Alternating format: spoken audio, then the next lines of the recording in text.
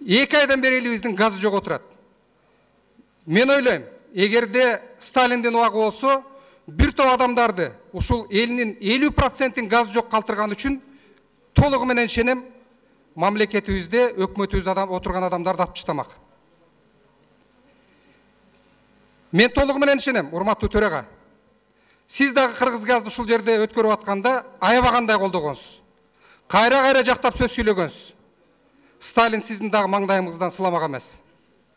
Ошондуктан газ маселесин кайра артка калтырбастан ачык айкын коомдун алдында кимдер күнөөлүү газ маселеси бүгүнкү күндө чечилбей атканына, кимдер күнөөлүү Кыргызстанда бүгүнкү күндө элибиздин 50% газ жок отурганына биз алып чыгып, сөзсүз аларды жазалап, же болбосо жок дегенде коомдун алдында айтышыбыз керек. Мына ушул адамдардын айынан силер газы жок отурасыңар деп.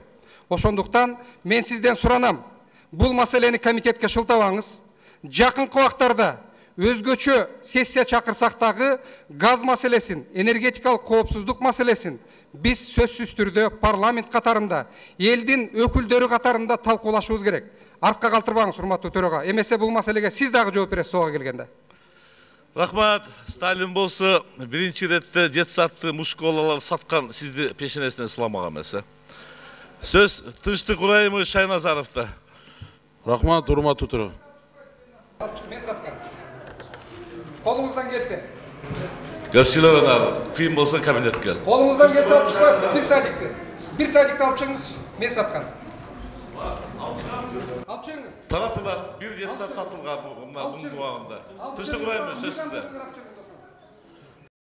Бул дагы спикердин биздин спикердин эч кандай бир өзүнчө парламенттик башкаруунун башчысы эмес экендигинин белгиси. Бул киши дагы ушу президенттин аппаратынан кандай команда келет, ошондой гана кылабыз деген адам болуп калды. Bir жыл болуп калды, 1 жылдан бери жамандап келатышат. Мен бир гана нерсени айта алам.